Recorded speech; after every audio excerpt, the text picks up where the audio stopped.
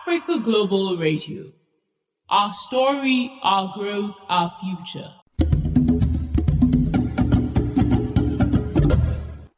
Headlines across Africa. Welcome to Africa Global Radio. I'm Itumeleng Lebogang, bringing you headlines across Africa for Friday, 19th of April. In today's bulletin, Kenya declares 3 days of mourning as the country grapples with details of the military chief's helicopter crash. Cycling for the Trans Kalahari Corridor navigates through Botswana's Kgalagadi Desert.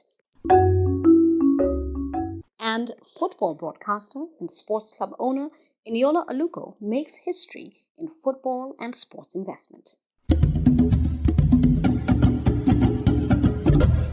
Kenya's 61-year-old General Ogola was on a tour of the country's troubled western region that has seen frequent attacks by local bandits.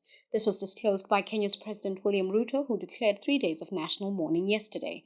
The helicopter, which crashed with General Ogola on board, did so yesterday and caught fire in a remote area near the border with Uganda, killing 9 people on board. General Ogola's death comes a year after he was appointed Kenya's Chief of Defense Forces in April 2023, following General Robert Kibochi's retirement. General Ogola is survived by his wife Aileen, 2 children, and a grandson.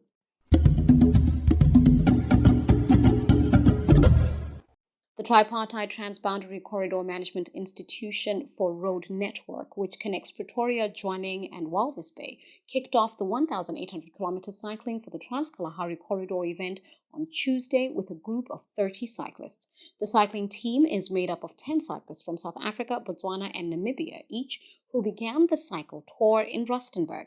The crew arrived in Botswana on Wednesday morning and will continue their journey around the Kgalagadi Desert until they enter Namibia on Tuesday. During the social engagement activity hosted in the diamond mining town of Jwaneng yesterday, the executive director for the Corridor Management Institute shared the goal for the cycle is to make it an annual multi-country road travel event with 1,000 participants from the region and the world. Stakeholders of multi-country trade in the 3 countries are invited to sponsor the initiative and to promote use of the road network to stimulate the micro and macroeconomic climate along the route. This inaugural cycling event marks 20 years since the 3 countries signed the Trans Kalahari Corridor MOU. Fans and friends of the cyclists and the event are hosting engagements and cheering on the cycling team at each stop and sleepover.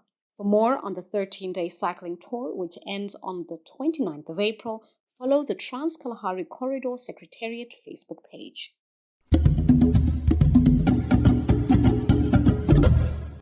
Eniola Aluko, a Nigerian-born British former sports director for Aston Villa and Angel City in England, has made history by becoming the first African female to make the board of FC Como Women, an Italian team competing in Italy's Series A. Transitioning from her playing career, the Lagos-born Eniola Aluko is now a football broadcaster and sports club owner through her role in the Mercury 13 investment group. Mercury 13 announced its intention to acquire women's soccer clubs across Europe and Latin America last year, which seems to be part of a broader strategy to develop women's football clubs. As such, the recently finalized $100 million acquisition, securing a controlling stake in FC Como Women, announced earlier this week, is a significant move in the industry. Mercury 13 is a consortium led by Victor Kojavina Reynal, Mario Malave, Eniola Aluko, and women in football's Ebru Coxal. The role of Eniola Aluko not only marks a historic milestone for Black women in Italian football, but also signals a significant step forward for diversity and representation in sports ownership.